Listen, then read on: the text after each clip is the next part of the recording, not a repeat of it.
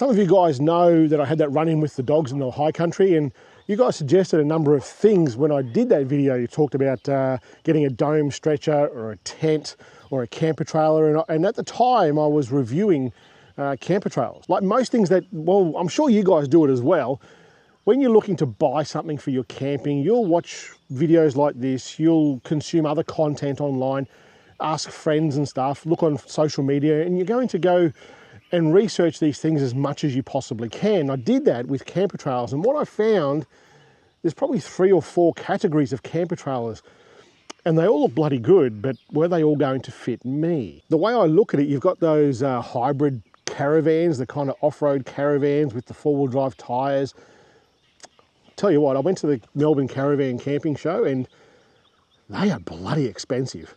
So that ruled that out for me.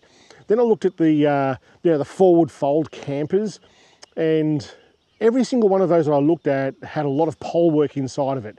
And that's fine for some people, but it wasn't fine for me. See, I had 3 categories that I needed to fill if I was going to buy a camper trailer. Almost every trip that I do is a solo trip. So it needed to be able to get set up by me reasonably fast. I don't want to spend half the bloody trip out there setting up camp just to pull it down the next day.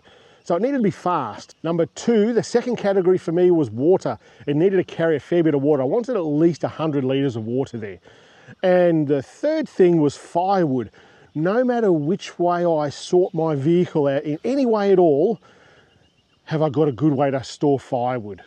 There's just no way that I could do it besides a big basket of wood on the back seat of the car. And that wasn't a good enough solution for me. So they needed to fill those 3 categories. What I've worked out is, as you watch these videos online, you need to listen, just like the news. You know, most of it's a bit of bullshit, but you got to listen for the key words that, you know, like when they're putting up these forward fold tents. Oh, you can do it on your own, but it's much easier with 2. That tells me it's going to be a pain in the ass, and I'm not going to want to use it. And if you're not going to want to use it, you're not going to use it. Something else that they would say is that you line up all of your poles for the annex and for and there'd be a myriad of poles out there. I'm like, it's going to take me too long. So I didn't fill that first category of being able to set it up nice and quickly on my own. So I looked at the forward fold ones, and some of them are just sensational, but it ruled it out with all of the setting up. The other thing that ruled it out was the length of the damn thing. Some of these are really long bloody trailers. You can get some short ones, don't get me wrong, obviously, but some of them, bloody hell, they're long. That's what she said.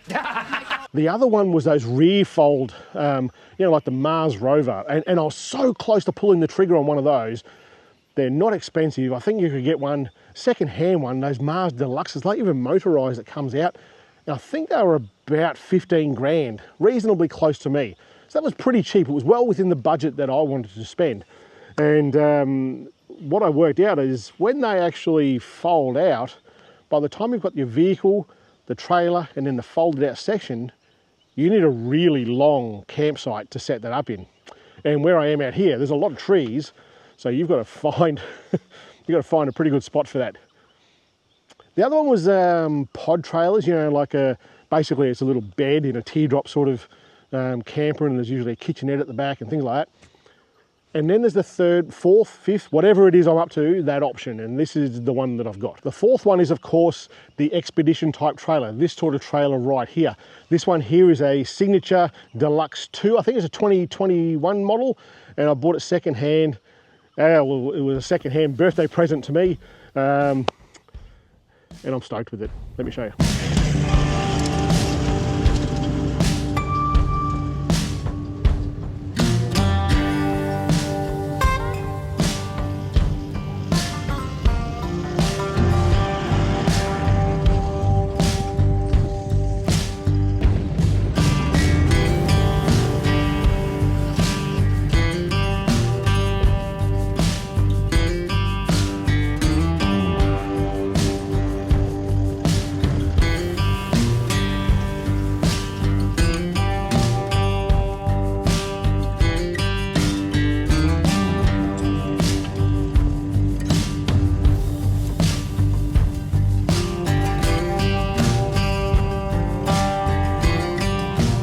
An expedition trailer, if you're not familiar with the term, is something that you can take overland reasonably well. It's fully self-sufficient and it's small and compact. So the signature of it behind the vehicle is pretty damn good. And this one here from Signature, this comes fully customizable. I bought it secondhand, but you wouldn't know it was secondhand. I was very, very lucky.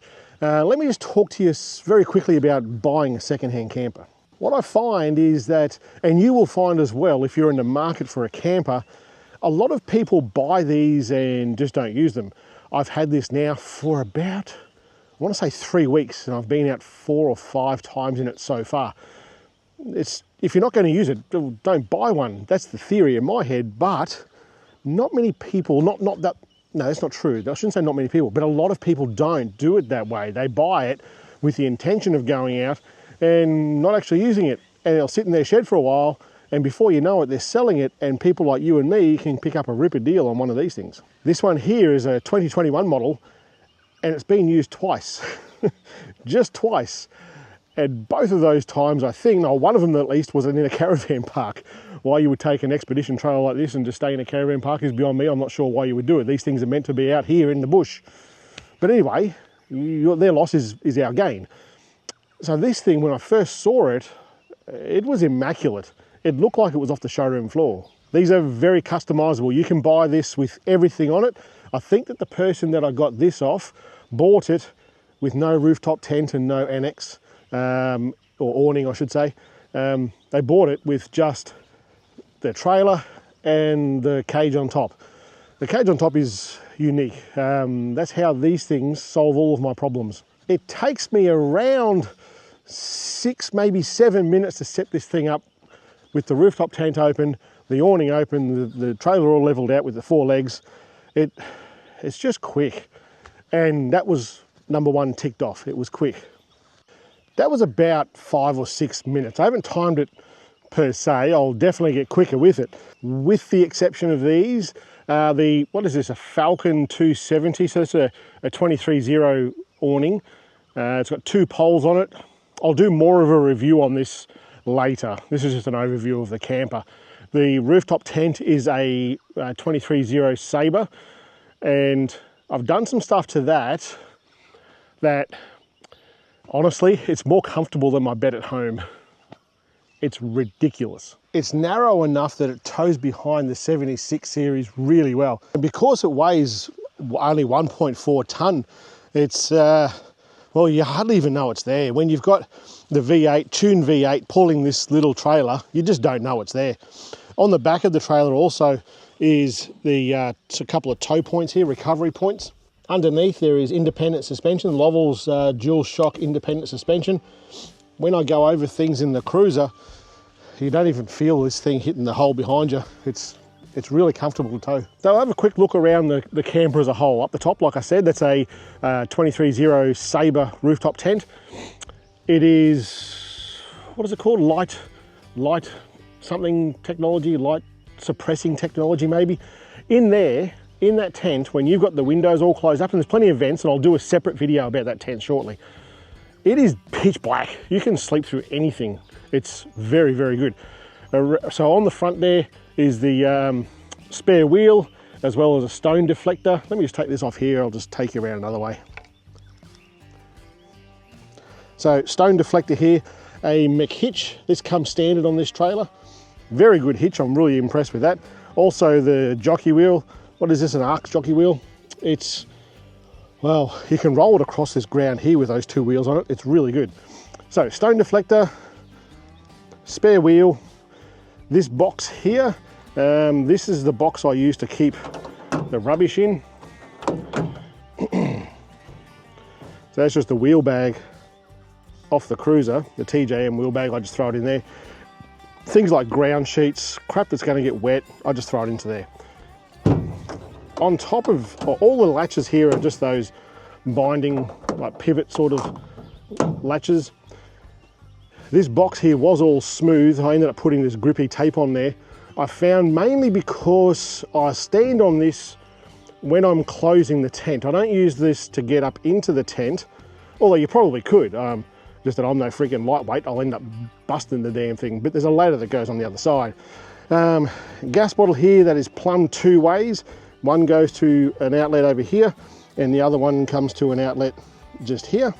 Inside this first door is the kitchen. All of the drawers have this bolt latch sort of thing, and you've got a quick release on the side here. Push that down, the whole lot comes on out.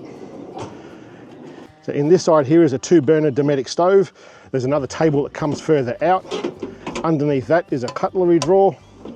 On this side here is the sink with a drying rack. All works perfectly fine. I really don't use this a lot for cooking. Actually, I haven't used it at all for cooking. All I've used it for is boiling water in the morning to make coffee. The sink I do use, underneath the sink is the plumbing points and the gas points. So under here you've got some hoses. So this is the gas hose, this one goes to the front, and this is the water hose, and it goes in to this quick release just here. I wasn't sure if I could do that one-handed, apparently I can. And the gas fitting is on the front over here, like I just showed you. So we pull that, and the quick release gas fitting goes in. That's it, that's done. If I turn this on now, come around here,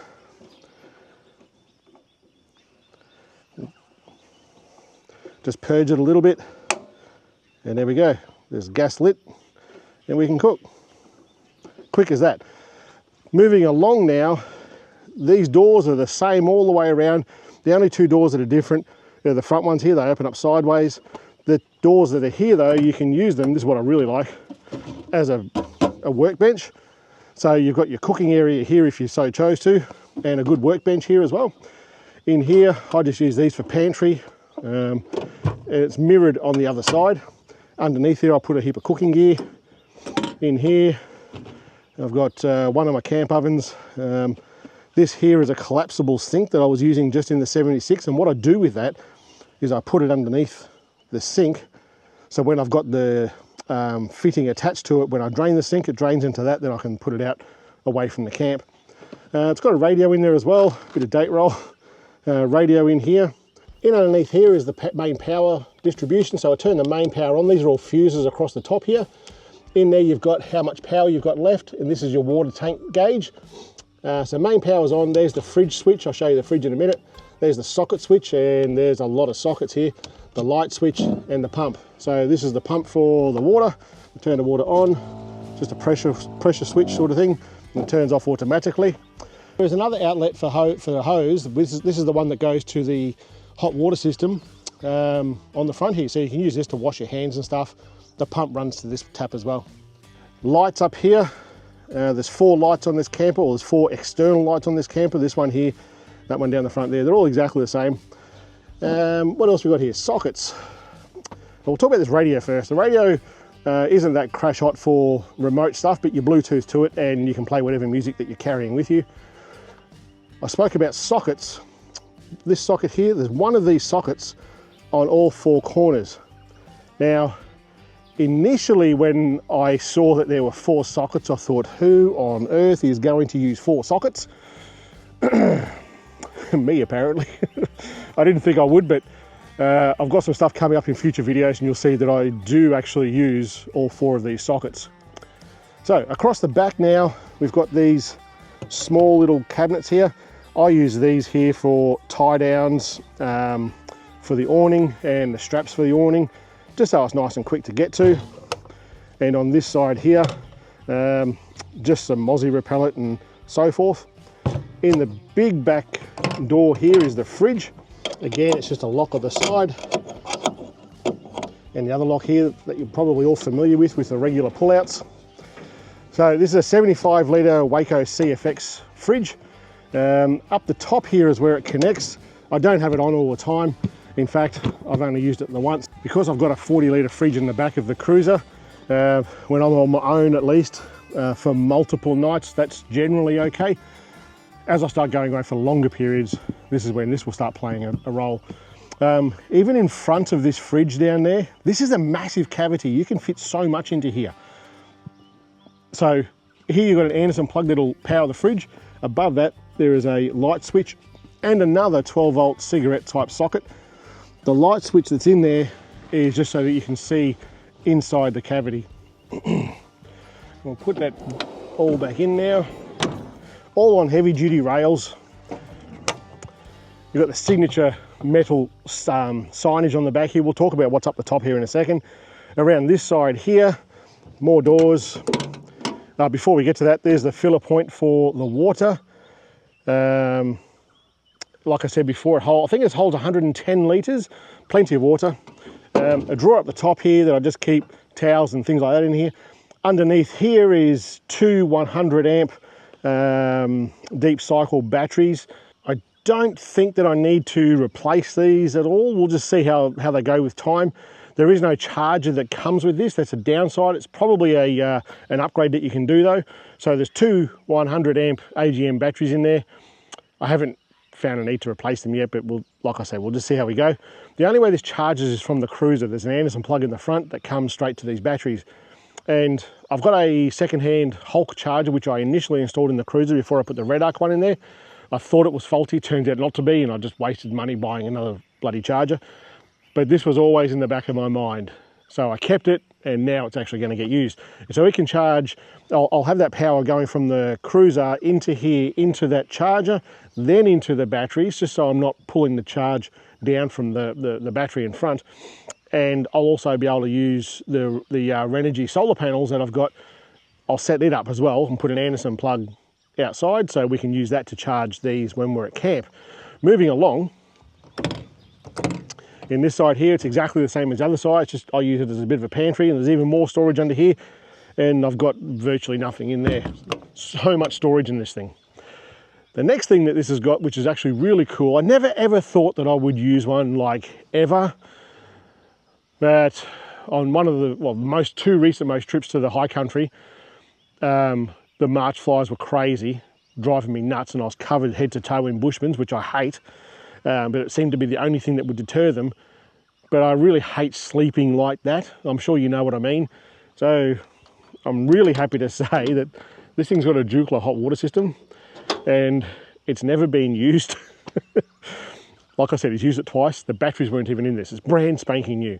I've hooked it all up, and I've tested it out, and it works schmick. The only thing I don't have here is a shower awning, a shower curtain, or a shower tent, or whatever the hell they're called. I'm not really sure if I will. There's kind of like, I don't know, if you want to look at my naked ass while I'm doing it, it seems to me like that's more of a you problem than a me problem. Let's talk about this cage. This cage ticks off the other box for me, for my three things. You may remember, faster setup, carry lots of water, and carry firewood. Up the top here, around at the back here first, they talk about, on all the advertising that you see on these camper trailers, they open up this one here, and they open up this door, and they go, you can fit a bag of firewood in there. Don't know what size firewood you guys get, but unless it's for like a Barbie doll or something, you're not going to fit a bag of firewood in there. It's not big enough. That just doesn't work that way.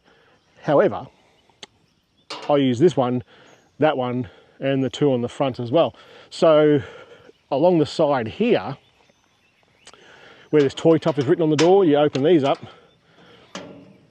There's more room here, and this is a good 1.5 meters long. So you can fit lengths of wood in this way, and if they get too long or they get stuck up in there, you can open up this front door here, and this actually goes all the way through to where that other door is there.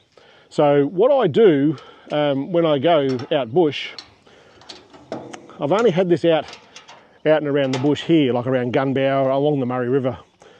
And what I do is I head out with no wood in it at all, and as I'm heading to where I want to camp, I'll pull over and jump out with my Makita chainsaw, find some wood that I want, cut into lengths like 1 foot long, fill these on each, so they're symmetrical, either side, it's both sides the same. Fill this with wood, and then fill the other side, and there's enough wood in there to last me a couple of days. So that fits that box as well. It's perfect for what I'm after. The other bit in the middle here is not something that I ever thought that I would use, and I probably won't, to be fair, and that is this door at the back here. This door and the front one can come off.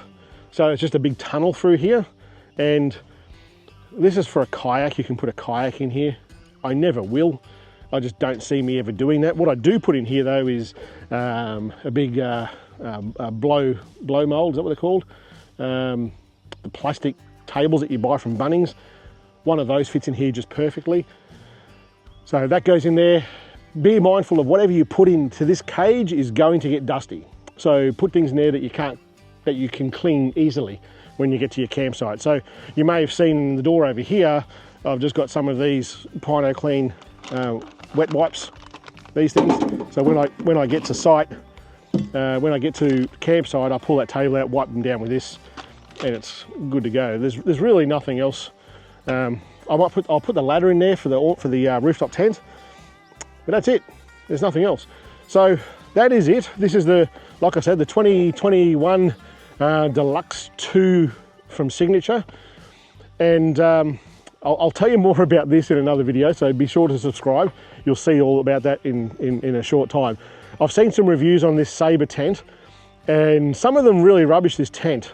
I wasn't really keen on a rooftop tent until I started looking at these sorts of trailers, and I love this thing. Yeah, so be sure to subscribe. You'll see that probably in the next week or so, a video about the rooftop tent. I'll do a separate one about the awning. Yeah, but this camper trailer, this is a bit of a game changer for me. It's going to allow me to be out in the field longer.